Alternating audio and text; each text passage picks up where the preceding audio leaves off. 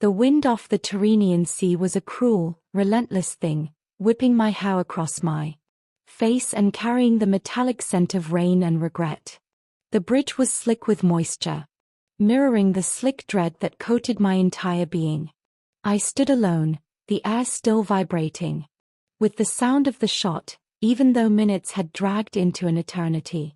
I didn't hear the water swallow him.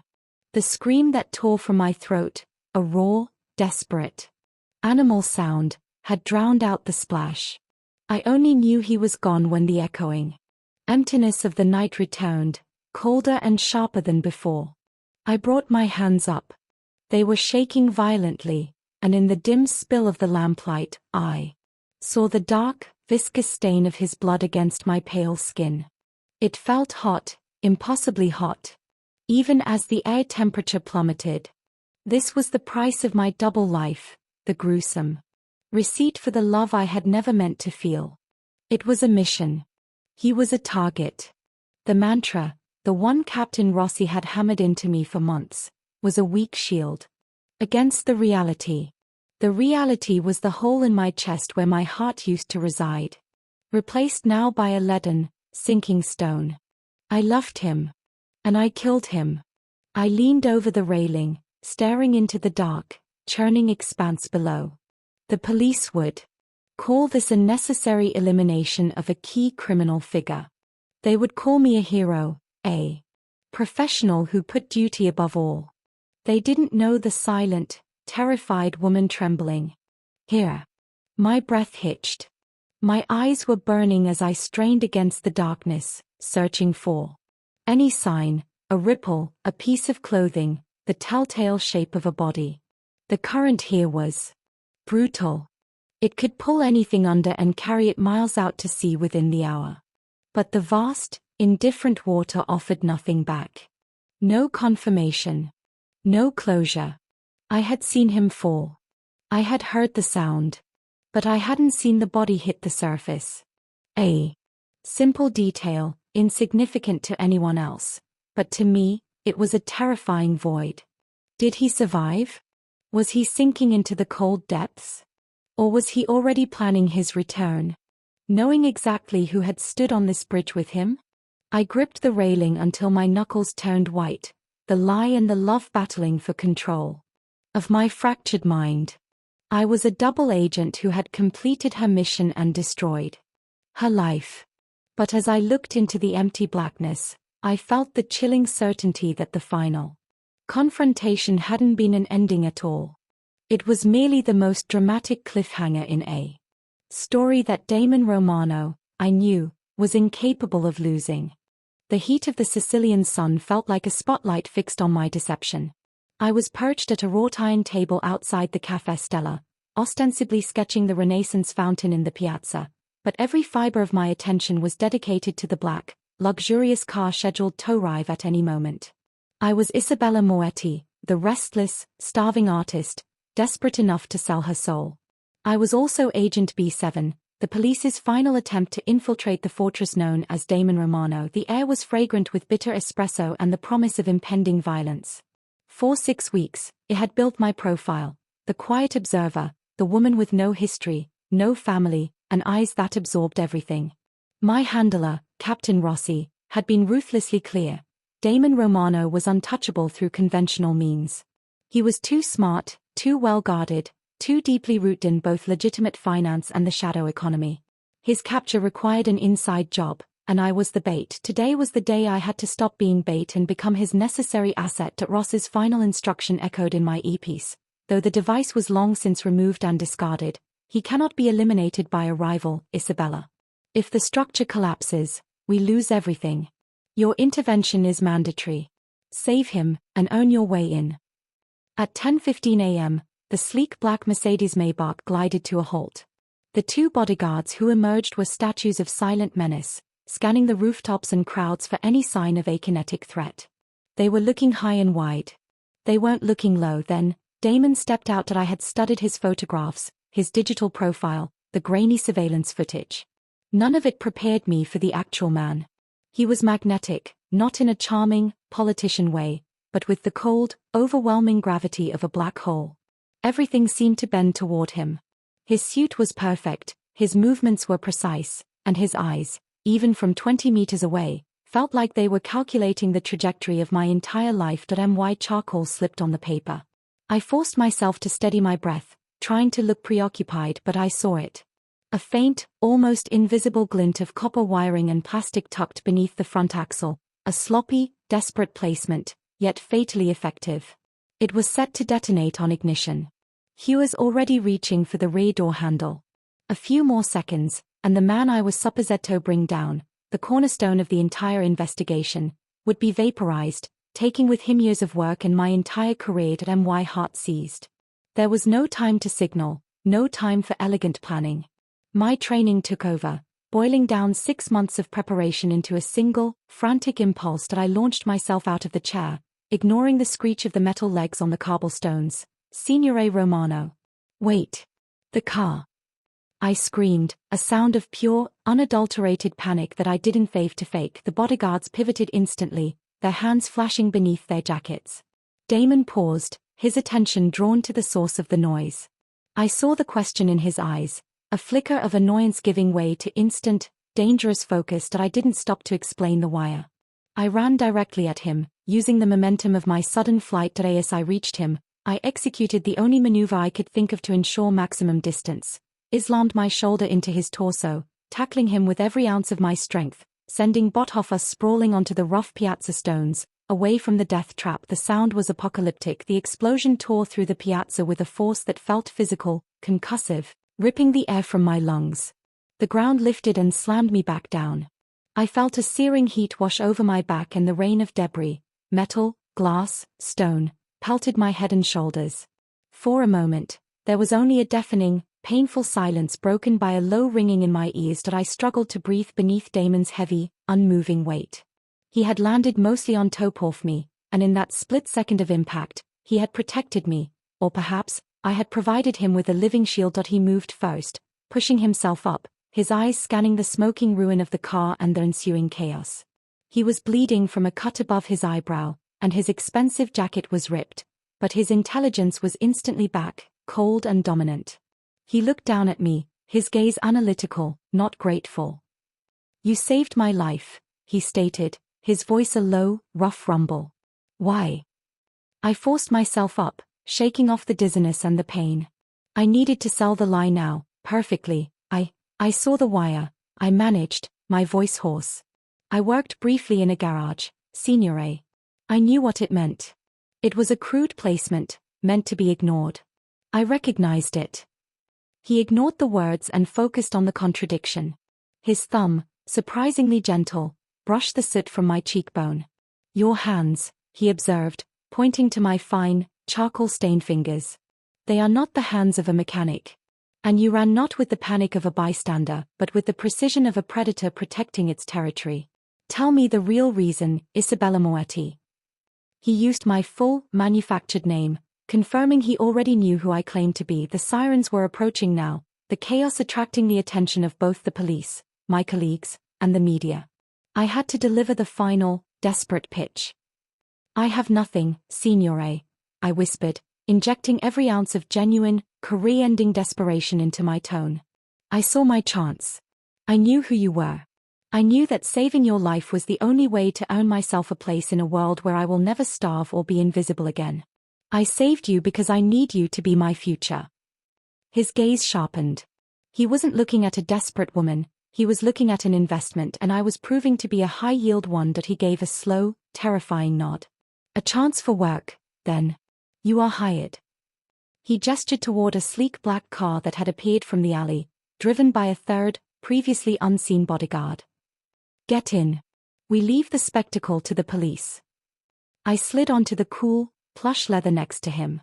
The scent of danger and expensive leather was intoxicatingly close. Just as the car accelerated, pulling us away from the flashing blue lights, he turned to me, the cut on his brow giving him a look of dangerous, wounded royalty. "You say you saw the wire, Isabella," he repeated. "You saved me from a crude, amateur killer, but I don't deal with amateurs. Tell me, if this was the work of a rival, why did they use a method designed to be seen by a desperate woman in a cafe?" The question was brilliant, dismantling my entire cover story with a single logical point. I was forced to think like him, to look for the angle he was already seeing. Because the intended victim wasn't you, Signore, I whispered, the answer forming cold and absolute in my mind. The intended victim was your empire. A quick, untraceable kill would have been tidy. This crude, chaotic bomb was meant to send a message to the others. To cause panic. To announce a weakness. It wasn't about killing Damon Romano, it was about starting a war that would destroy everything you own. He didn't reply for a long, heavy moment.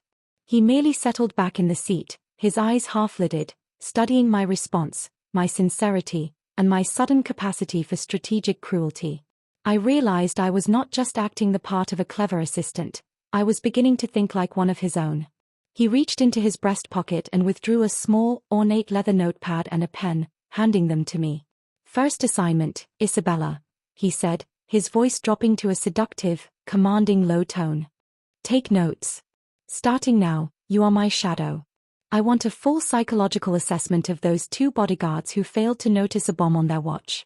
Tell me who is loyal, and who saw this as an opportunity for advancement. I want their weaknesses catalogued by morning. I stared at the notepad, the paper still warm from his body.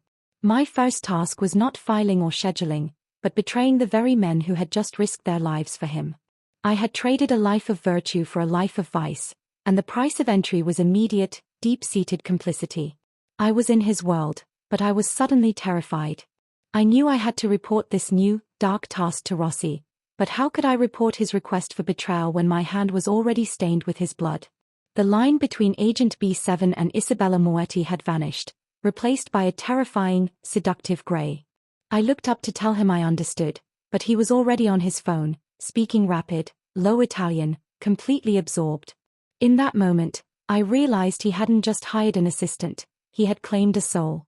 I stared down at the small, leather-bound notebook in my hands. The paper was still warm from Damon's body, a physical manifestation of the dark energy that radiated from him. I had just saved his life, and my reward was not gratitude, but a mandate for betrayal. I want a full psychological assessment of those 2 bodyguards. Tell me who is loyal, and who saw this as an opportunity for advancement. My knees felt weak. I hadn't just signed up to gather evidence against a crime boss, I had become an active participant in his web of surveillance, paranoia, and internal ruthlessness. The police wanted the ledger, Damon wanted my soul. Do you understand the assignment, Isabella? His voice was a low command, pulling me from my daze. He was already deeply immersed in the phone call, speaking rapid-fire Italian to someone who clearly held his empire together while he dealt with the assassination attempt. Yes, Signore, I managed, my throat dry. Take notes. Catalog weaknesses. It was the perfect test. Any normal assistant would be paralyzed by the demand. Any mole would refuse the order. But the desperate, intelligent woman I pretended to be would understand the value of self-preservation through utility. I spent the rest of the drive focusing on the 2 men in the front seat, Sal and Enzo. Sal, the driver, was granite-faced and moved with the heavy, unshakable loyalty of a lifelong soldier. Enzo, the man who had ridden shotgun, was younger, quicker, and his eyes had darted to Damon's face the moment the explosion happened, not with concern, but with a momentary flicker of calculation. Opportunity. The drive was long, winding away from the noise and scrutiny of Palermo and up into the silent, affluent hills. When we finally arrived, the security was dizzying. We passed through 3 separate gates, each manned by silent men carrying invisible authority. Damon's villa was a masterpiece of old-world stone and terrifying modern fortification, a fortress disguised as a museum. I was instantly taken away to be cleaned, dressed, and situated in the West Wing. My new room was palatial, with high ceilings, cool marble floors, and a private balcony overlooking a terraced garden that tumbled down toward the sea. The contrast between my threadbare existence an hour ago and this impossible luxury was staggering.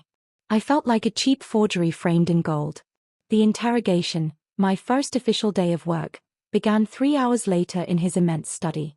The room was intimidating, lined with books that spoke of intellect rather than decoration, texts on global finance, ancient Roman law, and military strategy. He sat behind a dark, antique desk, working on a series of screens that displayed a dizzying array of spreadsheets and stock tickers.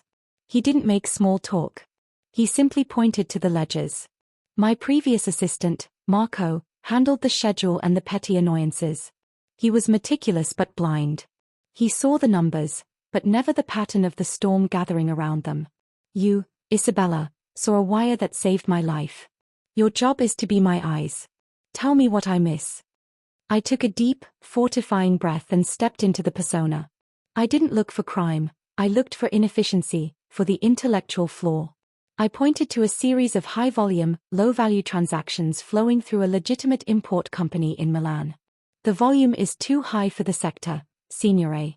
For a company dealing in physical, high-value art, the transactions are too frequent and too small. It looks like clumsy money laundering, designed to be seen. It's inefficient, and that's the anomaly.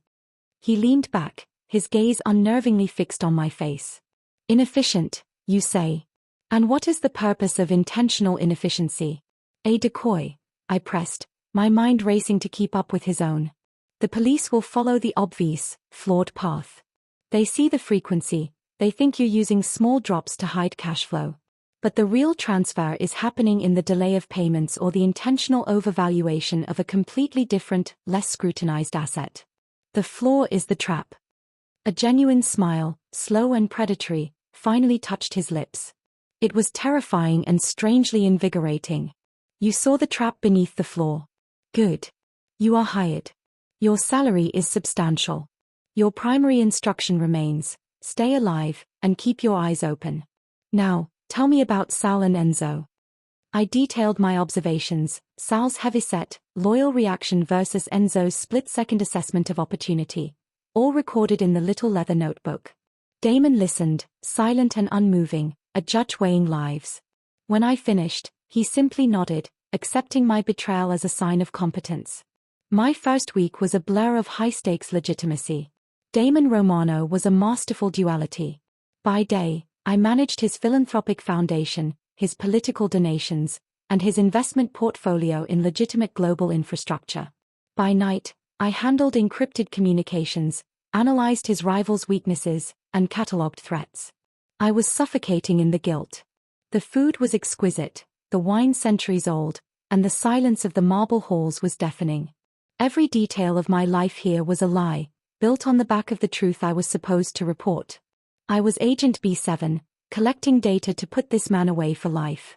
But I was also Isabella, struggling to keep up with a mind that moved faster than any I had ever encountered. He never yelled.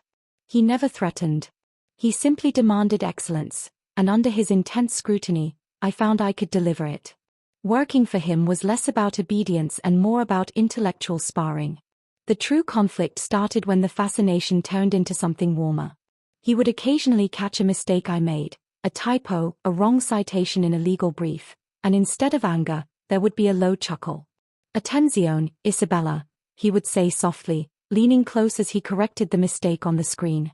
An error in a document is merely a signature of carelessness. An error in judgment, however, is a death sentence. One evening, we were working late on a property acquisition, a beautiful, ancient olive grove in Tuscany he intended to turn into a luxury retreat. I found a complex ownership clause that made the sale problematic. The land has an obscure historical covenant, I explained, tracing the Latin on the antique deed. If the original family line dies out, the land reverts to the church. It's almost impossible to clear. Damon leaned over my shoulder, his scent, a mix of cedar, pepper, and clean fabric, overwhelming my senses. He didn't touch me, but the proximity was a force field. Impossible is an opinion, Isabella. Not a fact. His voice was a low whisper next to my ear. Every rule has an exception, and every exception has a price. You are looking at the rule. I need you to find the price. I felt a shiver, completely unrelated to fear, run down my spine. The intensity of his focus on me, on my mind, was addictive. He didn't see a woman, he saw a competent equal, and that respect, twisted though its source may be, was dangerously intoxicating. I was falling for his mind first, a deep, unsettling admiration for the precision of his thought. Later that night, the guilt drove me to my secure reporting station. I accessed the encrypted channel, the green light on the laptop screen illuminating my conflicted face. Report to Captain Rossi. Authentication, B7. Position, fully integrated. Damon Romano operates with total compartmentalization. No physical ledgers of criminal activity. All illegal wealth is laid within legitimate business structures, art imports, renewable energy, property trusts. Needs specific financial targets. Current task is to manage his legitimate portfolio.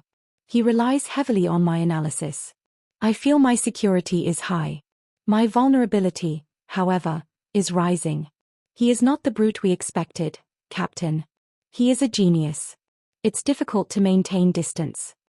The reply was immediate, cold, and utterly dismissive of my personal struggle. Agent, you are forgetting yourself. Your mission is not to analyze his psychology, it is to find the list. We know he has a list of compromised political and judicial figures. Find the weak link. Your emotional entanglement is a critical liability. Detach now. Execute the task. I closed the laptop, my hands clammy. Detach. Easier said than done when the man requires your brilliance and rewards you with his presence. I felt a growing resentment toward Rossi, a distant, sterile voice of duty compared to the immediate, demanding presence of Damon. I had decided to organize Damon's private, subterranean archive. It was a perfect pretext to search for the famous list. Descending into the archive was like stepping into the catacombs of his mind. The air was cool, smelling of old paper and leather. It was a vast room, filled with filing cabinets, server racks, and ancient safes, the physical manifestation of his life's work. I was meticulous, labeling and cross-referencing files, but my heart was hammering as I searched for anything out of place. No hidden drawers, no false books. He was too smart for clichés. I was shelving a folder detailing the initial police report on the bombing, a report he had obtained through his own network, when my fingers brushed against the back of the steel filing cabinet. There was a faint give, a click I could barely hear over the hum of the air conditioning. I pulled the drawer out fully and pressed the spot. A narrow, thin hidden compartment, cleverly designed to use the space between the outer casing and the inner drawer, slid open. My heart felt like it was going to burst through my ribs. This wasn't a decoy. This was private. Inside, there was a single, plain white envelope. I pulled it out, my fingers trembling with a combination of dread and excitement. This was it, the list, the evidence, the thing that would justify everything. I tore the envelope open. Inside was not a ledger or a list, but a single, faded black and white photograph. It was a picture of a woman, young and achingly beautiful, but her eyes held a profound, haunting sadness. She looked startlingly like me. The same sharp jawline, the same curve of the lips, the same depth of dark, intense eyes. It was a resemblance that instantly chilled me to the bone. Beneath the photograph, written in a neat, decisive hand, Damon's hand, was a single, crushing line. Petit, la ma doppia vita. For you, my double life. I felt the blood drain from my face. My double life. Was he talking about himself? Was this some woman he loved while running a criminal empire? I flipped the photo over, my hand shaking so violently I almost dropped it. Scrawled on the back, in the same handwriting, was a single, three-word name, Isabella Moretti. My mother's maiden name. The name I had used to create my cover identity. The name that was supposed to be meaningless to the Mafia boss. The shock was a physical punch. This wasn't a random resemblance. This wasn't a coincidence. Damon Romano hadn't unknowingly hired me after I saved his life. He had been looking for me all along. The bomb, was it a real threat, or was it a staged invitation, a deadly audition for the daughter of a woman from his past? I pressed the photograph against my chest, the cold paper a terrible anchor. I was not an agent who successfully infiltrated a crime boss's operation. I was a pawn in a deep, personal game that predated my entire mission. My sudden, dizzying admiration for him, the burgeoning, terrifying feeling I was trying to fight, felt like a grotesque joke. I heard the low whir of the private lift that led directly from Damon's study. He was coming down. I quickly shoved the photo and the envelope deep into the inner pocket of my tailored blazer, slammed the hidden compartment shut, and pulled the file drawer back into place, my heart hammering a frantic rhythm against the photograph hidden inside. I grabbed a nearby stack of antique deeds and tried to look composed. He stepped out of the lift, dressed now in a casual, expensive linen shirt, holding 2 glasses of amber liquid. "Isabella," he said, his voice quiet, his gaze sweeping the archive and finally settling on my face. "It's past midnight. You work too hard. I came to tell you that tomorrow, we leave for Rome. We need a change of scenery. And more importantly, I wanted to ask you a question." He walked toward me, the ice in my veins turning to lead. "What did you want to be when you were a little girl, before life taught you the bitter value of being useful?" I couldn't breathe. He knew my name, my lineage, and now he was asking me about my dreams. He wasn't just my target, he was my family's past, and I suddenly felt less like an agent and more like a sacrificial lamb being led to slaughter. "What did you want to be when you were a little girl, before life taught you the bitter value of being useful?" Damon's question, delivered softly with the weight of the 2 amber-filled glasses in his hand, was a silken trap. It was too personal, too perceptive, too close to the truth. My heart was still hammering against the hidden photograph of Anya Moretti, my mother's name, in my inner pocket. He was staring at me, waiting for the performance of Isabella, the starving artist, the survivor. But for once, the words of the police file seemed irrelevant. I forced a small, shaky smile, choosing a truth wrapped in a lie. I wanted to be invisible, Signore. I wanted to be the air, the background. I thought that if no one could see me, no one could hurt me. Life taught me the opposite. To survive, you must be essential. He didn't move, holding my gaze across the cool, silent air of the archive. The simple linen shirt he wore was open at the throat, revealing a line of strong, corded muscle. He looked less like a crime boss and more like a poet who had survived a lifetime of duels. "Essentiality is far more dangerous than visibility, Isabella. It means people care enough to keep you, or care enough to break you when you try to leave." He walked the last few steps, stopping close enough that I had to tilt my head back slightly to meet his eyes. He handed me one of the glasses. The liquid was a rich, peat single malt, smoky and warming. "To the essentials, then. To Rome." I raised the glass, the cut crystal cold against my fingertips, and took a sip. The whiskey burned, providing a brief, necessary focus. I was certain now, he had chosen me. The rescue was merely the theatrical entrance into a predetermined plot. The police had sent a mole, he had received a daughter's stand-in, or perhaps, a pawn to settle an old score. The next morning, we traveled to Rome by private train carriage, a plush, moving cocoon of mahogany and emerald velvet. The journey was suffocatingly intimate. We were the only 2 people in the carriage, with the security detail stationed in the next car. The landscape of Tuscany flashed past the panoramic window, but all I could focus on was the man across the table from me. He worked relentlessly, but his work was intellectual, not physical. He was reading Machiavelli in the original Italian, marking passages with a thin gold pen, pausing only to take calls that determined the fate of corporations or political careers. I used the quiet hours to study the photograph again, discreetly, under the guise of organizing my notes. Anya Moretti. The resemblance was uncanny, almost painful. My mother, who had died when I was a child, had never spoken of Damon Romano, or a double life. My police file was built on the lie that my mother had died in a mundane accident in Florence. The truth was far darker, and Damon was the keeper of that darkness. I finally found a moment when Damon was on a long, encrypted call. I slipped into the small, private bathroom and activated the secure satellite link on my police-issued burner phone, B7 to control. "Urgent update required." I spoke in a hushed whisper, the sound of the train masking my voice. "The target is compromised." He didn't pick me by chance. I found a hidden photograph of a woman named Anya Moretti, my mother's maiden name, in his private archive. The note reads, "Petit, la mia doppia vita." He knows my identity is connected to his past. "The bomb, Captain, I think the bomb was bait."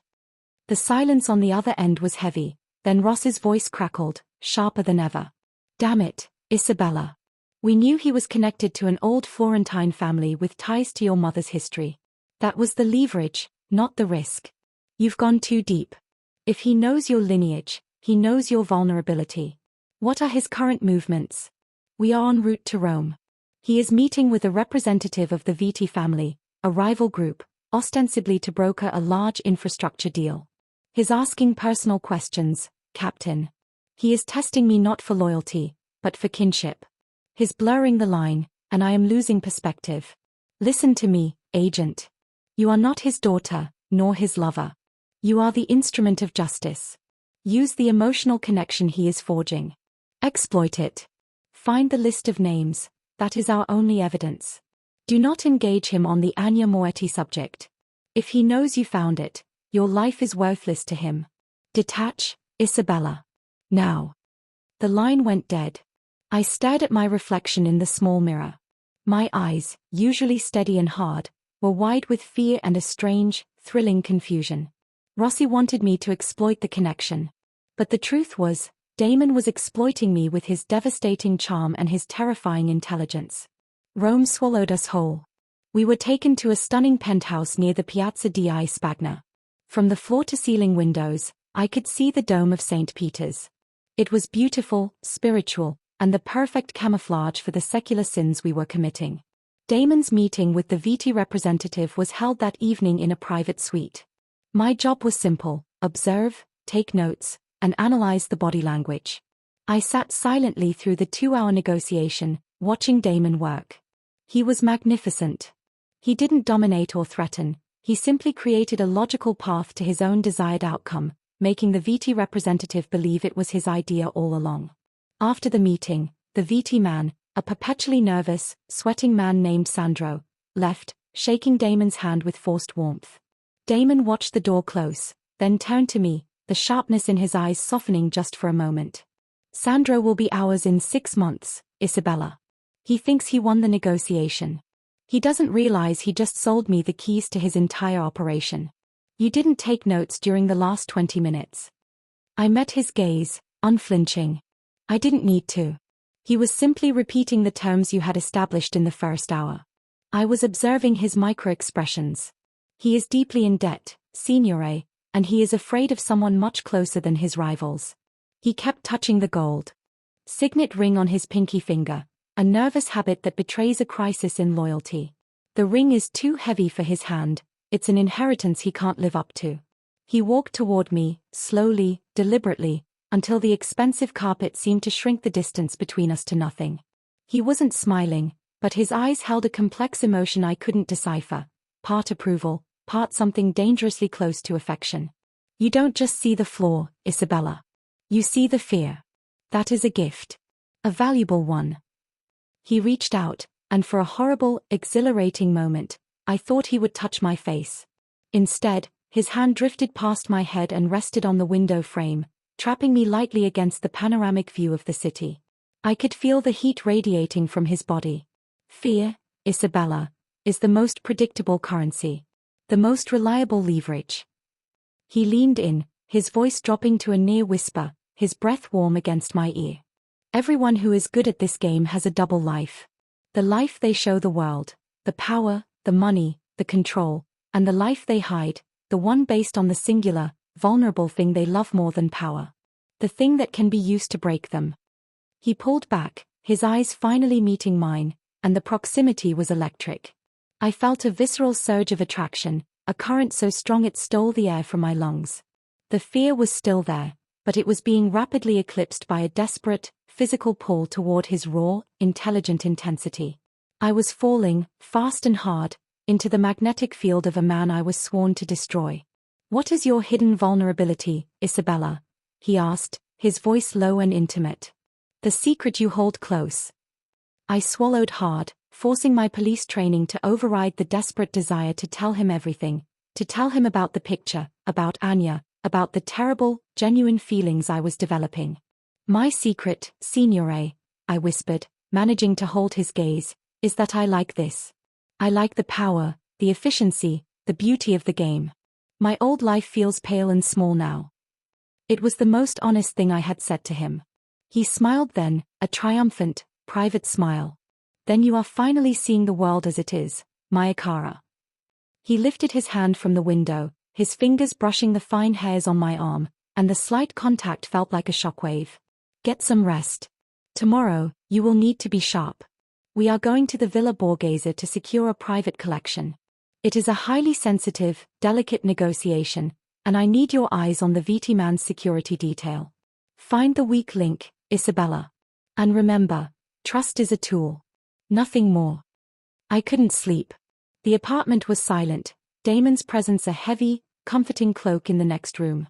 I lay in the darkness, the silk sheets tangled around me, fighting the internal battle. He was a killer, a criminal, the target. But he saw me, truly saw my capability, in a way no one, not even Captain Rossi, ever had. I knew I couldn't wait for Rossi to act. Damon had asked me about the VT security detail, another assignment for Betrayal. I realized my vulnerability, Isabella Moretti, was the key. He would expect me to ignore the photo and focus on the mission. If I showed I was willing to sacrifice the truth about my past for his present work, it would solidify his trust. I had to use the photograph, now. I slipped out of bed, careful not to wake the invisible security guards. I retrieved the photo and sat at the desk, pulling up my police contacts and leveraging the deep, illicit knowledge I had access to from my former life in the intelligence branch. It was a massive breach of protocol, using my unauthorized resources for personal investigation, but I had to know the truth. I sent a single, encrypted photograph of the woman, Isabella Moretti, and cross-referenced her with known historical associates of the Romano family, long-closed police files, and even Interpol archives. I typed in the accompanying message, identify, prioritize, and find any and all connection to DR and the phrase double life. Do not reply to this channel. It was a terrifying, reckless act. I was moving outside the mission parameters, chasing a ghost. My screen immediately pinged back with a chilling, unauthorized, and instantaneous reply from the ancient, forgotten mainframe of the Florentine police archives, a ghost in the machine who still owed me a favor. The text was raw, stripped of detail, but devastating. Isabella Moretti, daughter of Donato Moretti, Florentine judge. 1998. Died in a structure collapse orchestrated by the VT family as revenge for a failed prosecution. Damon Romano was her known associate and alleged fiancé. Her death was the catalyst for the bloody territorial war between the Romanos and the Vitis. The air rushed out of my lungs. I slumped back in the chair, the revelation a crushing weight. The VT family. The same family whose representative Damon had just masterfully stripped of his assets. The same family he was meeting with tomorrow to secure a major acquisition. This was no simple business. This was calculated, decades-long revenge. And the girl who looked exactly like the woman Damon loved, the girl who had a link to a judge who betrayed him, was now his personal assistant, walking straight into the heart of the VT operation tomorrow at the Villa Borghese. He hadn't chosen me to save him, he had chosen me to finish his war. I stared out at the illuminated dome of St. Peter's, no longer feeling sacred but predatory. The photograph of Anya, Damon's dead fiancée, lay on the desk. He hadn't just been looking for an assistant, he had been seeking a ghost, a proxy for the woman he had lost. His double life wasn't about crime and legitimacy, it was about the public man and the private man consumed by a thirst for vengeance. I now knew I was not bait for the police, I was a weapon in his private war. I had to warn Rossi, but as I reached for the burner phone, my room door quietly clicked open. I froze, turning to see Damon standing in the doorway, barefoot, his eyes dark and intent. "Isabella," he said, his voice softer than I had ever heard it, "you left a light on. And I heard a noise. Were you looking for something?" He took a slow step into the room, his gaze falling directly onto the face of Isabella Moretti on the desk. The distance between us vanished, replaced by the terrifying, unavoidable chasm of a shared past I didn't know I possessed. The air in the room didn't just thicken, it solidified into something cold and crushing. I froze, my body rigid with the terror of having my most critical secret, the unauthorized photograph of his dead fiancée, the woman who shared my mother's name, exposed. Damon didn't move fast. His movements were always measured, deliberate, and that slow, silent approach was far more terrifying than any outburst. He stepped fully into the room, the dome of St. Peter's a serene, unforgiving backdrop to the chaos unfolding between us. His dark gaze dropped to the desk, settling on the photograph of Isabella Moretti. The silence stretched, filled only by the frantic drumming of my pulse. I had seconds to construct a perfect, believable lie, Isabella. His voice was devoid of accusation, which was worse. It was laced with a deep, weary sorrow that seemed to age him before my eyes. "What are you doing with this?" I stood up slowly, trying to project a mixture of shock and profound sadness, rather than the raw panic that was churning in my stomach. I had to pivot the narrative from my betrayal to his vulnerability. I was organizing the files from the archive, Signore. I lied, my voice shaking slightly, which sounded perfectly genuine. The photo fell out of a hidden compartment in the cabinet drawer. I didn't know who she was. I only saw the name.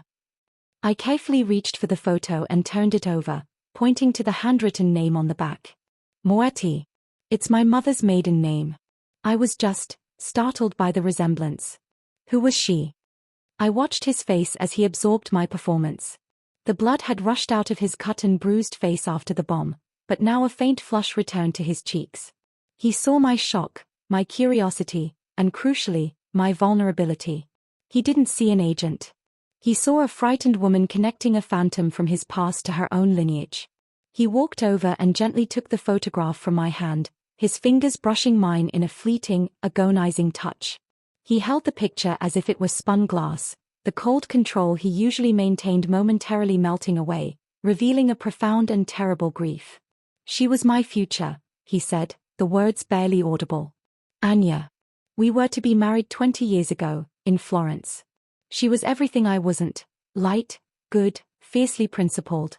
Her father was a judge. The honorable kind. The kind I often had to circumvent. He paced once, turning his back to me, looking out at the glittering lights of Rome. I used the moment to regain my composure. He wasn't confirming my mother was Anya's mother, or even related, but he was creating a shared history, a profound emotional opening. Her death, he continued, his voice hardening, was not an accident, as the police conveniently ruled. It was retribution.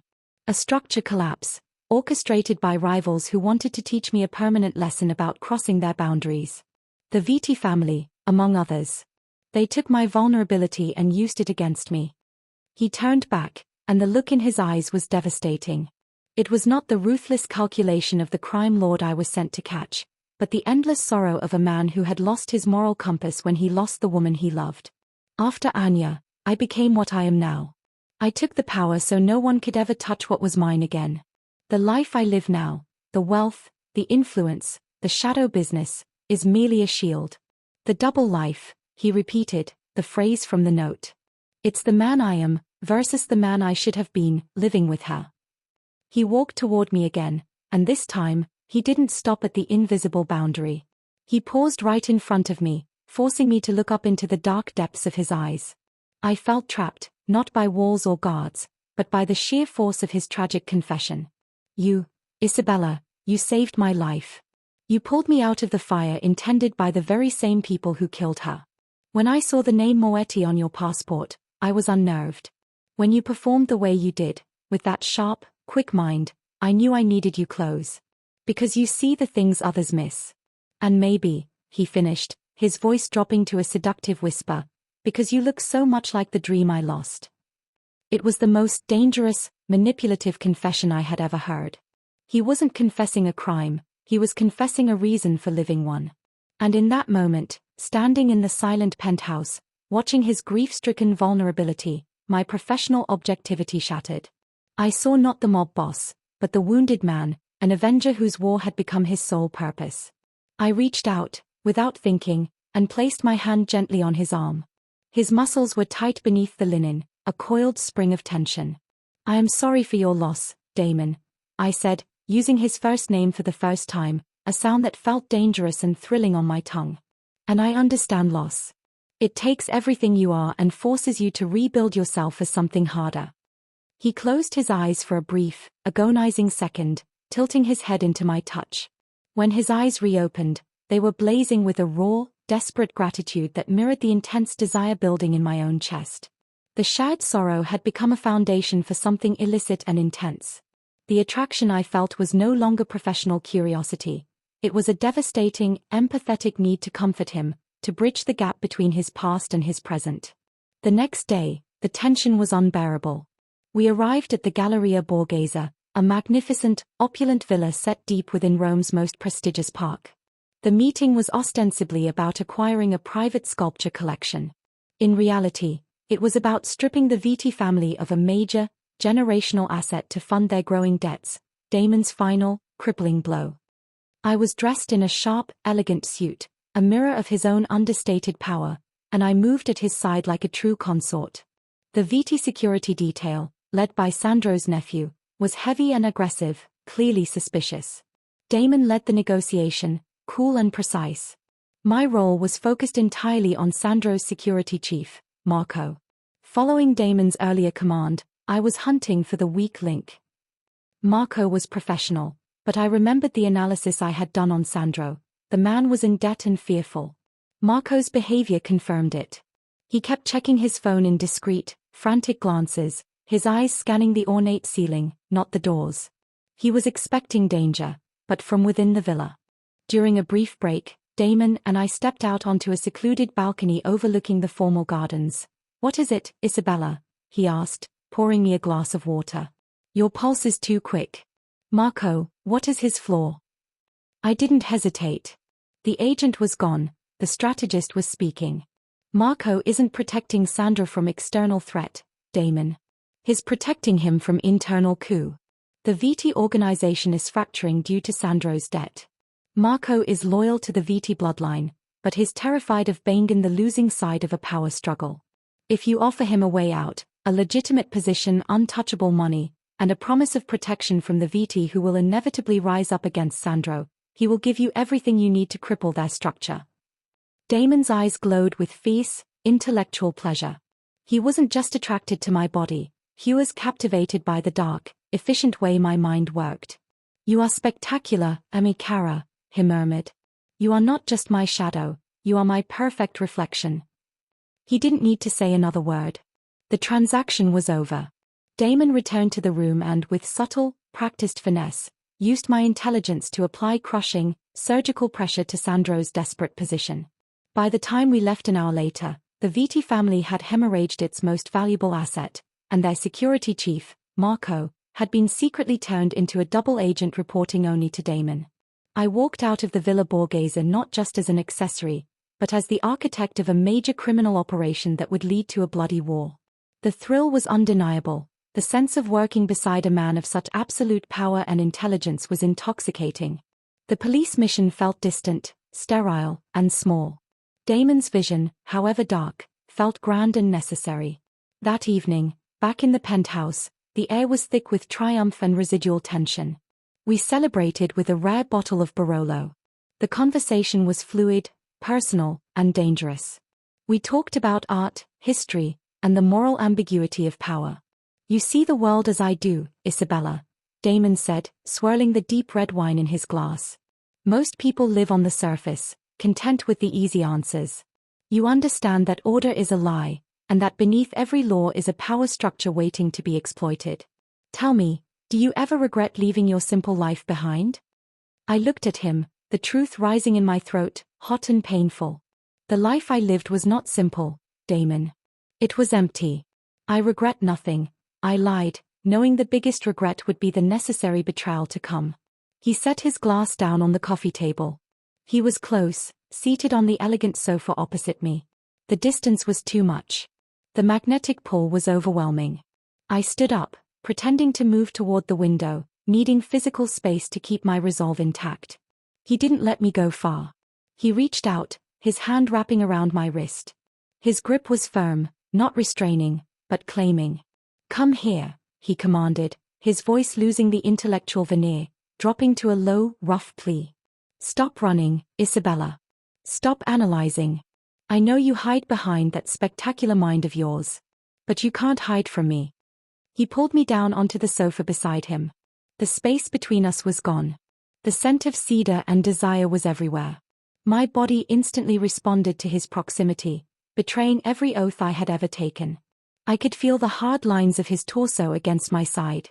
"You saw the wire, you saved my life, you knew the risk," he whispered, his face close, his dark eyes fixed on mine. "You are the only person who has ever truly seen the purpose in the darkness I carry. Do not tell me that is just a professional alliance." My breath hitched. My hands clenched against the silk of my dress. I was supposed to resist. I was supposed to maintain the objective. I was supposed to use his attraction against him. But when he tilted his head and closed the final, agonizing distance between us, I didn't care about the mission, the police, or the list of names. I only cared about the beautiful, tragic man whose lips finally touched mine. The kiss was desperate, profound, and consuming. It was not a gentle exploration. It was a collision of two lonely, damaged souls who had found an island of mutual darkness in the raging storm of their separate lives. It tasted like expensive wine and shared sorrow and the terrifying promise of damnation. When he finally pulled back, he rested his forehead against mine, his eyes closed. "You belong here, Isabella. With me." I didn't open my eyes. I couldn't. I was dizzy with the betrayal of myself, the betrayal of my entire life. I had crossed the line. I loved him. And the man I loved was a criminal I was sworn to deliver to the authorities. I felt his hand slip from my cheek and move to my neck, his thumb tracing the racing pulse beneath my jaw.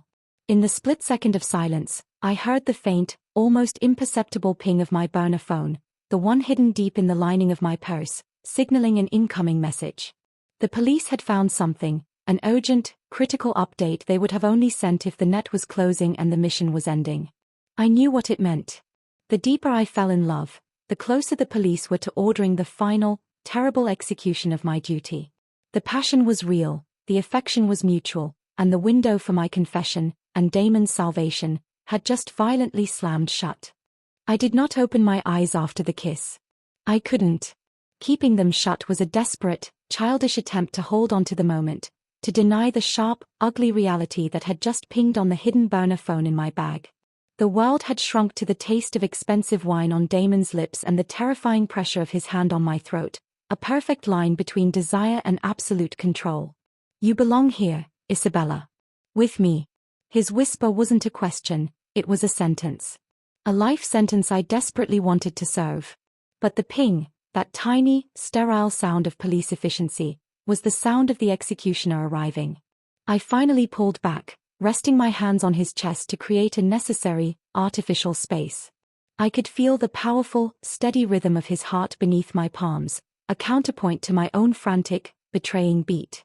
"I should go," I managed, my voice rough, sounding nothing like my own. "It's been a long day. And tomorrow." He didn't release me, but he moved his hand from my neck, lifting it to brush the hair away from my face. His eyes, usually pools of predatory intelligence, were soft, dark, and possessive.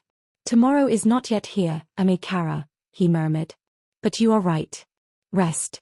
You'll need every ounce of that brilliant focus for the storm that's coming." I nodded, unable to speak, and managed to extricate myself, walking away before the scent of his cologne and the raw intensity of his gaze could strip away my last shred of professionalism. I didn't breathe until I was safely in my own room, the heavy, antique door closing with a soft, final click. I didn't turn on the lights. I scrambled to my purse, my fingers fumbling for the tiny device. The message was already gone, erased automatically, but the memory of the text burned into my brain. Code red. "Operation Activate. 24 hours. Find the list or be exposed. Do not reply. 24 hours. Rossi wasn't giving me time to fall in love, confess, or even think. He was setting the clock for an extraction, a raid, or a complete collapse. I had to choose, Damon's freedom and my own damnation, or my duty, which now felt like the cruelest betrayal of all. I looked at the photograph of Isabella Moretti, which I had retrieved from the pocket of my discarded blazer. Damon's words echoed in my mind. She was my future. The Vitti family, they took my vulnerability and used it against me. I had 24 hours to find the list of compromised figures the police wanted. But my own research suggested the list wasn't for blackmail. It was a ledger of retribution, meticulously gathered over 2 decades. And if I found it and gave it to Rossi, Damon would be ruined. But the Vitti family would live to fight another day, possibly targeting me as the last connection to Isabella Moretti. My perspective had shifted entirely. I no longer saw Damon as the monster the police feared. I saw him as a heartbroken avenger, using criminal means to achieve a warped form of justice for the woman he loved. And I, Isabella, was now dangerously implicated in his vendetta. I worked relentlessly through the night, fueled by adrenaline and the agonizing guilt of the kiss. The memory of his touch was a sharp, physical distraction I had to constantly fight. I knew where the list wasn't, It wasn't in the legitimate business files, and it wasn't in the security archive I had already searched. A man like Damon, who operates at the apex of global crime and uses legitimate means as camouflage, wouldn't keep his true vulnerability, his revenge blueprint, in an accessible format. He would keep it tied to the emotional core of his motivation, Anya. I needed to get back into the private spaces he used only for himself. The study, specifically the antique desk. I waited until the first pre-dawn light began to filter through the windows. I knew Damon slept light, but he was a creature of habit. His day started at 6 a.m. with a run on his private rooftop track. I had exactly 1 hour. Slipping out of my room was easy. The security detail was disciplined but focused outward. I moved silently down the hallway, every shadow feeling like a pair of watching eyes. The study was dark, cool, and silent. The large, imposing desk was a landscape of polished wood and antique silver. I knew better than to rely on drawers or false bottoms. I ran my hands across the underside of the desk, searching for subtle mechanisms, magnets, or microswitches. Nothing. Then, my eyes fell on the antique inkwell set. It was a beautiful piece, heavy bronze with a raven's head design. It was ostentatious, and Damon was never ostentatious without reason. It felt too heavy for its size. I lifted the inkwell. It was attached to a base that was fixed to the desktop. I gently rotated the raven's head. The beak was slightly loose. Click. A narrow, recessed compartment slid open vertically from the back of the desktop, hidden perfectly by the shadow of the desk hutch. Inside, there was no list of names. There were only two things: a modern, encrypted USB stick, and a slender, leather-bound diary. The diary was old, its pages yellowed. I recognized the neat, precise handwriting immediately. It was Damon's, but younger, less confident. It was Anya's diary. He had kept it. I placed the USB stick next to the photograph of Anya. The list was almost certainly on the stick, encrypted, and designed to only be opened by him. I didn't have the time or the means to break the encryption. The diary, however, was a direct path into his soul. I quickly flipped through the diary, skimming entries that spoke of hope, of fear, and of a complex man named D who promised her the world but lived in the shadows. One entry, dated days before her death, stopped me cold. D is consumed. He says the Vitis are trying to leverage the judge, Papa, by threatening his most valuable asset, his future. He is making a list, not of enemies, but of every single asset, every property, and every vulnerable family member of the VT network. He says he won't stop until he owns their life, their past, and their future. He's becoming a monster for me. I am terrified. The realization hit me like a physical blow. The list the police wanted wasn't a static document of names. It was a constantly updated, dynamic blueprint for financial and personal demolition, the total destruction of the VT organization, house by house, name by name. The list was his life's work of revenge. I was holding not just the evidence of his crime, but the physical manifestation of the tragedy that had created him. And now, my love for him was inextricably tied to his love for a dead woman.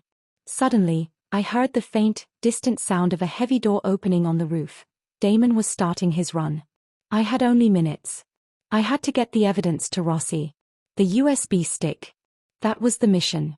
But handing over the list of retribution would doom the man I loved to a lifetime in prison, not for corruption, but for a decades-long, meticulous act of vengeance. The thought of being the one to hand over his lost future filled me with a deep, crushing self-loathing. I made a split-second decision. I pocketed the USB stick. My duty was paramount, but I also took the diary. If I was going to betray him, I needed to know every single layer of the man I was destroying. I slid the secret compartment shut and raced back to my room, locking the door and dropping the evidence into the deepest recess of my bag. I stood in the middle of the room, panting, the fear and the thrill warring inside me. Later that morning, as I sat opposite him at the massive mahogany dining table, I felt the sickening duality of my life more intensely than ever before. He was wearing a fresh suit, focused on a global news feed, utterly composed. I, the woman who had just raided his most private sanctuary, was serving him coffee. The air between us was charged, a silent acknowledgement of the previous night's intimacy. It was the moment of truth. "Isabella," he said, not looking up from his screen. "I have a specific task for you today. A personal one." He finally looked at me, and his eyes were searching, probing, assessing. The move to Rome was a necessary diversion. Tomorrow, we return to Palermo. Before we go, I need you to go into the private archive again, the one you searched last night. My heart seized. He knew I was there. You were looking for the list, weren't you? He asked, his voice smooth, casual, utterly terrifying. My breath hitched. I could only manage a slow, shaky nod. This was the moment he exposed me. He leaned forward, his elbows resting on the table, and he gave me that rare, private smile, the one that melted my resistance. I know you, Isabella. You're too curious, too brilliant to simply catalogue my business. You want to understand the engine that drives the whole operation. And I will allow it, because that curiosity is what I trust. He reached into his breast pocket and pulled out a small, antique silver key. I am not afraid of your curiosity. I am afraid of the things I am carrying. There is a small, fireproof safe in the archive. I need you to open it. He slid the key across the table. It was cold against my palm. Inside, there are documents and photographs from that period in Florence. Things I should have destroyed long ago, things that only serve as ballast for the ghost of Anya. I need you to take them out and burn them, Isabella. Burn them all, every last piece. I don't trust my men with personal weakness. I trust you with my sorrow. I need you to erase the past for me. Only you. It wasn't a trap, it was the ultimate act of trust. He wasn't just giving me access, he was giving me the power to destroy the physical remnants of his entire motivation for revenge. And the irony was agonizing. The list the police wanted was already safe in my pocket, retrieved during the cover story he had just inadvertently provided. But the safe contained the last of the true evidence the police needed. The original records, the paper trail of the initial VT structure before Damon went digital. If I burned them, I would be destroying the hard evidence that could prove the entire web of his empire. I took the key, my hand trembling uncontrollably. I knew what I had to do. I had to get to the archive, scan the documents in the safe, and get them to Rossi along with the USB stick. But as I stood up, Damon reached across the table and took my hand, pulling me back to his side. He didn't speak. He simply lifted my hand to his lips and pressed a slow, deliberate kiss to the inside of my wrist, right over my racing pulse. He held my gaze, his own filled with a fierce, possessive love that was entirely, terribly real. You are the only person who matters to me now, Isabella. Don't ever forget that. When you come back, tell me you are done with the ghosts. Tell me you are only mine. I was trapped between the love in his eyes and the hard drive full of damning evidence in my pocket, knowing that destroying the papers he asked me to burn would cement his trust, but damn my mission and my soul forever. I had 24 hours to choose between the love I desired and the duty that demanded his life, and my heart had already made the fatal decision. Chapter 6. The Fire of False A. The silver key in my palm felt heavier than any weapon I had ever carried. It was the key to Damon's past, his grief, and his absolute trust in me. And I was about to use it to destroy him. We returned to Palermo, the familiar, dark majesty of his villa feeling less like a fortress and more like a mausoleum. The silence between us in the car was profound, charged not with the easy tension of professional respect, but with the heavy, shared weight of the kiss in Rome. We were lovers now, united by a magnificent, dangerous lie, and the guilt was a constant acid reflux in my throat. Damon's final instruction before he disappeared into an urgent meeting was simple. I need that done tonight, Isabella. Erase the ghost so we can both live in the present. I waited until the early evening, when the villa's pulse slowed to a predictable rhythm. I had a small, specialized camera lens and scanner hidden in the seam of my jacket, police tech that could digitize entire documents in seconds. The private archive was cool and smelled of aged paper and leather. It was Damon's sanctuary, the place where he had revealed the truth about Anya. I found the fireproof safe hidden behind a false panel in the wall. My hands, despite my training, shook as I inserted the silver key. It turned with a soft, final click. The safe's interior was startlingly sparse. It held no diamonds or bars of gold, just a stack of brittle, yellowed documents and a small, velvet-lined box. I started with the documents. They weren't ledgers of money, but evidence of history. Birth certificates, photographs, deeds to properties in the VT name that had been systematically bought and absorbed by Damon's shell companies over 2 decades. There was a detailed schematic of the collapsed building in 1998, annotated in Damon's youthful hand, clearly identifying where the structural integrity had been compromised, a revenge blueprint of terrifying dedication. I worked quickly, the tiny flash of the scanner silent and unseen. Every click was an oath broken, a piece of his vulnerable soul I was cataloguing for the prosecution. I didn't see criminal evidence, I saw the price of his love for Anya. I paused at the last item, the velvet box. Inside, resting on frayed white silk, was an antique platinum engagement ring. It was simple, elegant, and heartbreakingly real. The ring he was supposed to put on Anya's finger. He hadn't been ready to destroy this, his most cherished, painful memory. He had asked me to destroy the papers, but the ring remained, locked away. I closed the box gently. This wasn't evidence, this was the tragedy. This was the proof that the man I loved was not an emotionless monster, but a damaged soul consumed by a past he couldn't let go of. I finished scanning the last document, ensuring the digital files were perfectly organized and tagged. I took the entire stack of documents and placed them carefully into the antique bronze brazier he kept in the corner for disposing of confidential notes. I then grabbed the burner phone with the USB stick and Anya's diary hidden in my pocket. My mission was now complete. I had the list of retribution, on the USB, and the paper trail, the scans, to indict him. The handover had to be flawless. I used the Vitti family's own destruction as my cover. Signore, I told Damon's chief of security, Alessandro, my voice crisp and professional. I have identified a compromised asset in the Vitti structure in Naples who will only communicate through a secure drop site. Damon wants the information immediately, but he cannot be seen engaging directly. I am to meet the asset for a 5-minute collection, confirm the information, and return immediately. Alessandro, respecting Damon's need for surgical efficiency, agreed without question. It was the perfect lie, it used Damon's own operation against him. I drove the long, tense hours to a desolate, wind-whipped stretch of coastline near Salerno. Captain Rossi was waiting for me, alone, leaning against an unmarked police vehicle. He was wearing civilian clothes, but his eyes were hard, unforgiving, and entirely devoid of the warmth Damon's eyes held for me. B7, he said, his voice flat. Report. I stepped out of the car, the chilly Mediterranean air hitting me. I felt exposed, dirty, and utterly alone. I didn't waste time with words. I handed him the USB stick, the memory card with the scans, and the burner phone with the remaining encrypted records. The USB is the full list of retribution, his revenge blueprint against the Vitti family, spanning 20 years of assets, names, and leverage, I stated, sounding like the agent I was supposed to be. The scanned documents are the original paper trails. It's everything. The net can close.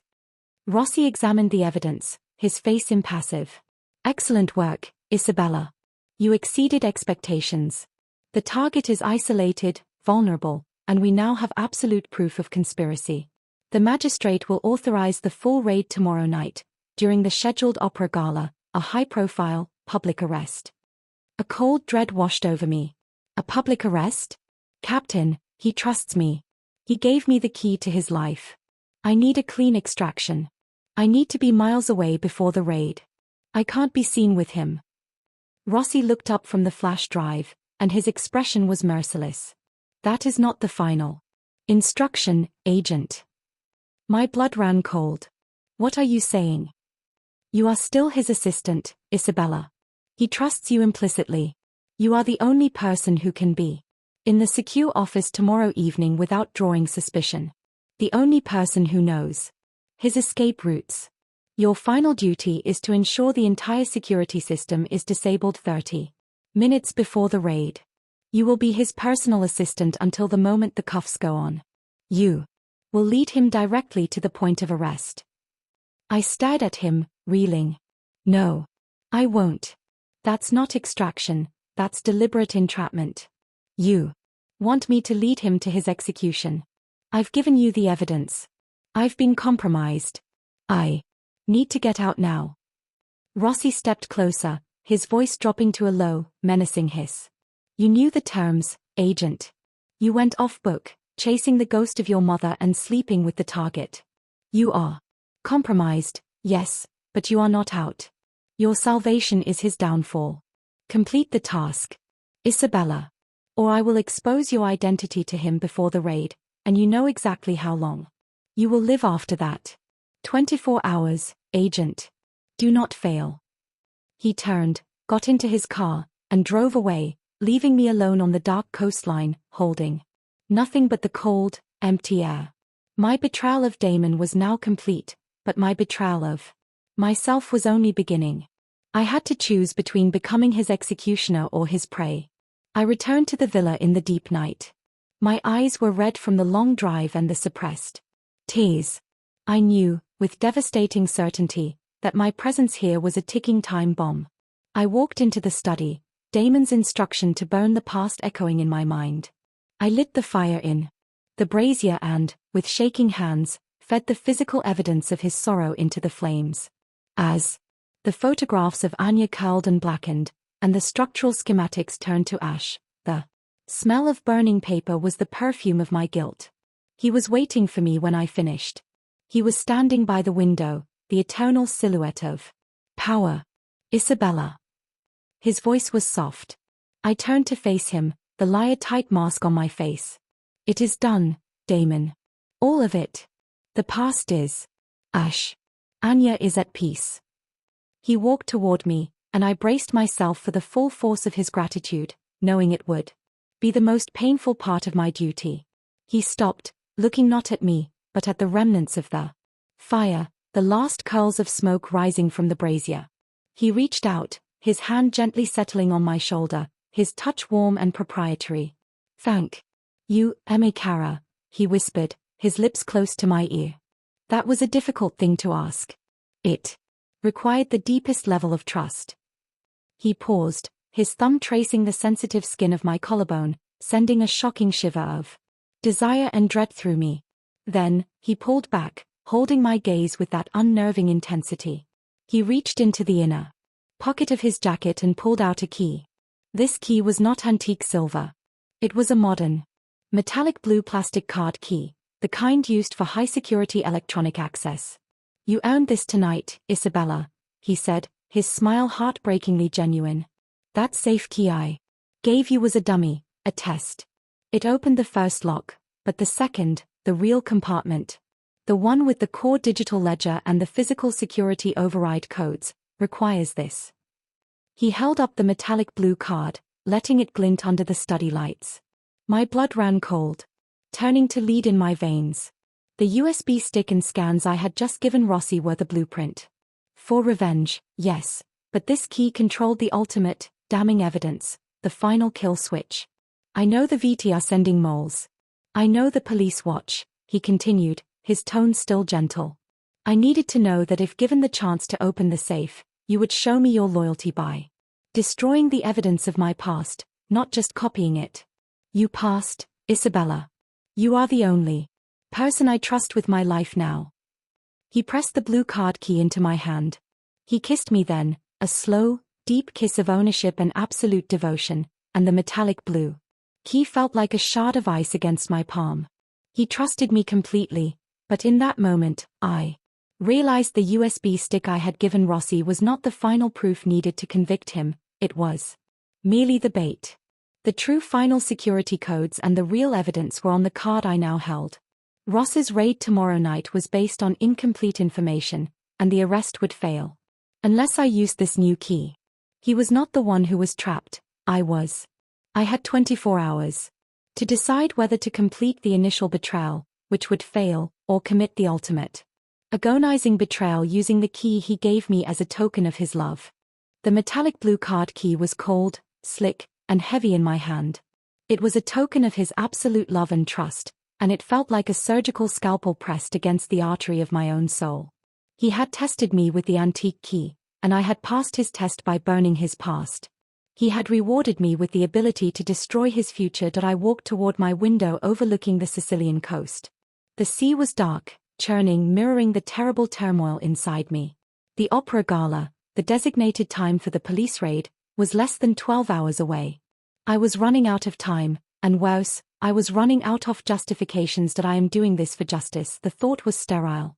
Justice for whom? For the system that had failed my mother, sending me into a dark world I was now deeply entwined with? For the anonymous police brass who saw Damon as a transaction, a career-making arrest? Damon, the man who was created by a terrible injustice, was now the one I had to deliver to them. I pulled Anya Moretti's diary from my bag. It had become my strange, morbid comfort, the only thing I shared with Damon that was truly honest. I flipped to a random, late entry. I told Dee today that I am pregnant. I couldn't keep the secret. He was silent for a full minute and then he wept. Not tears of joy, but of fear for us.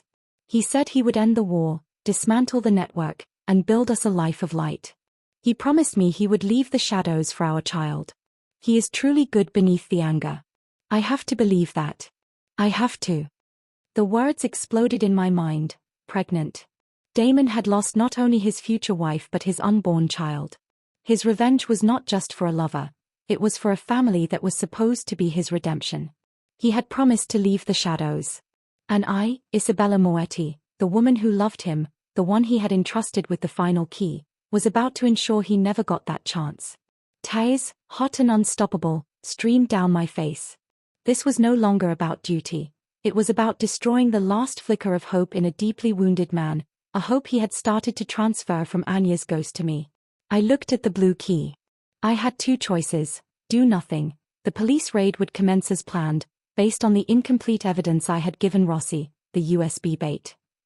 Damon's superior security would detect the raid, the operation would be compromised, and Damon, discovering the partial betrayal, would hunt me down. I would be exposed to him as a traitor, and I would be arrested by the police for insubordination. Activate the override.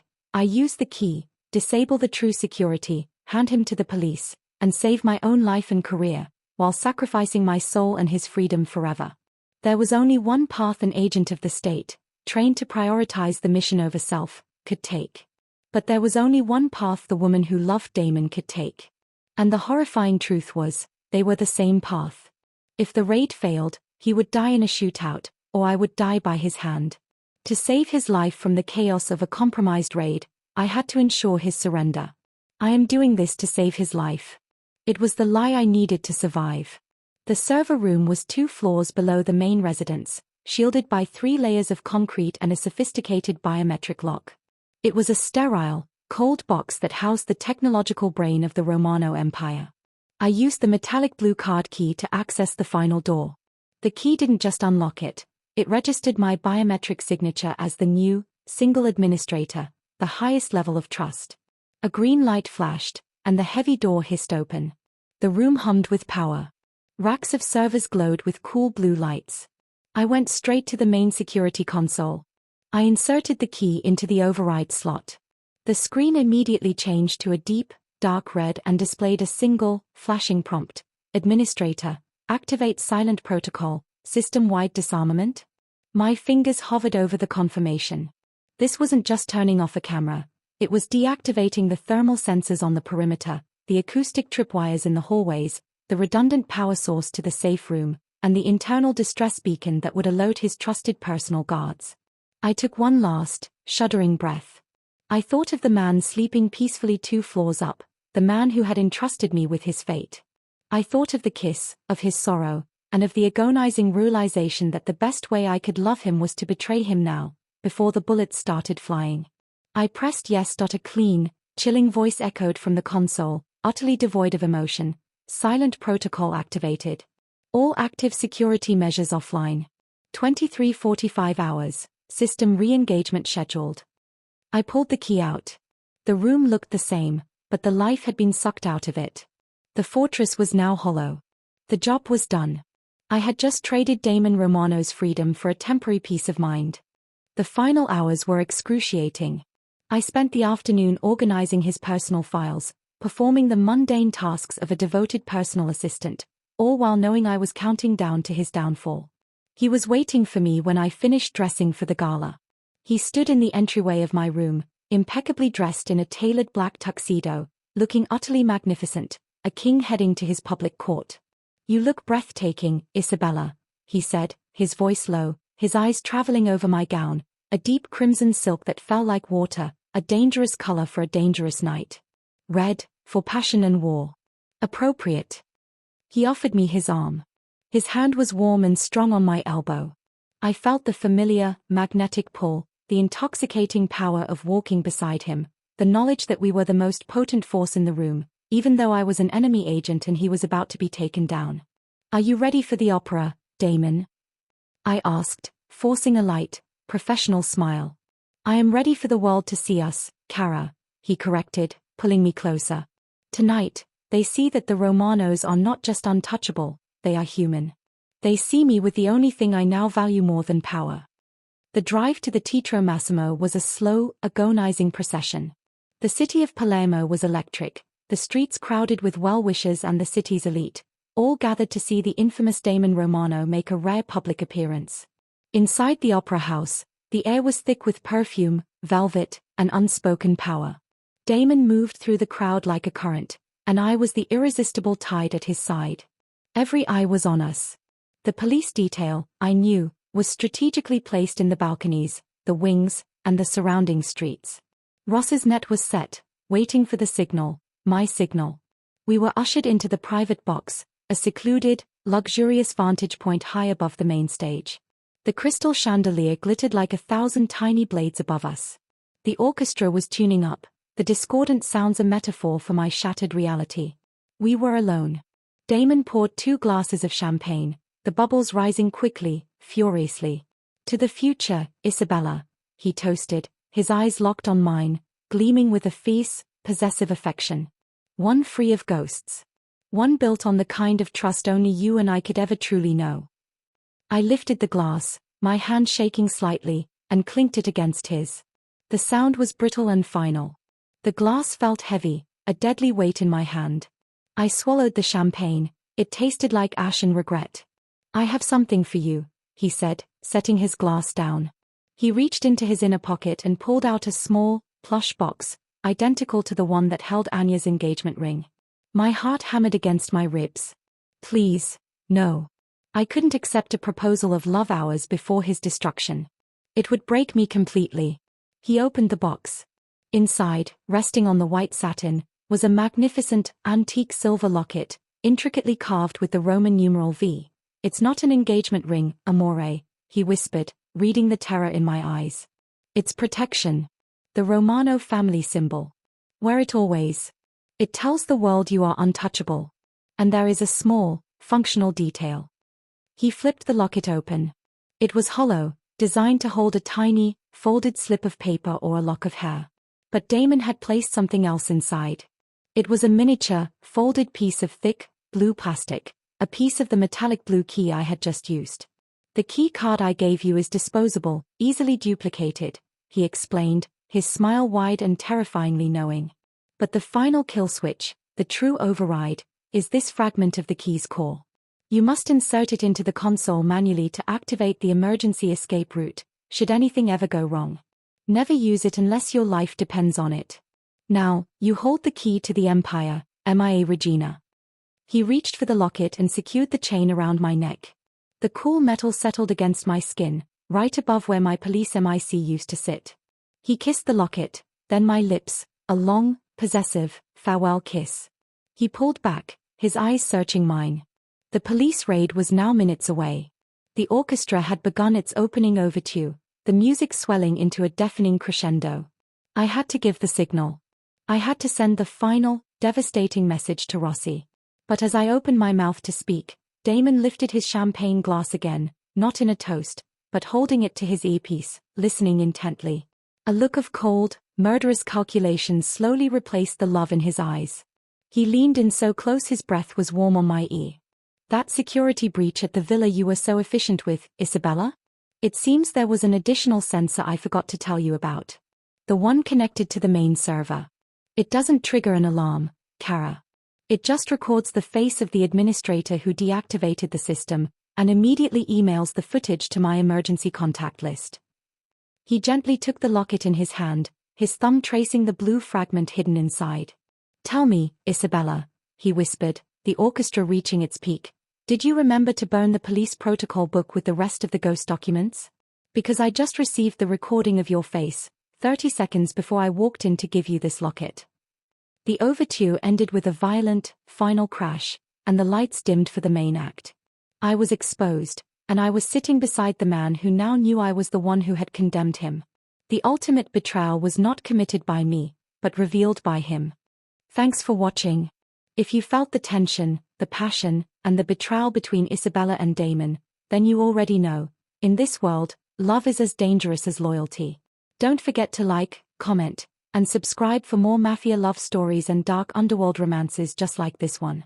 Every click keeps the story alive, and trust me, the next one's even more dangerous.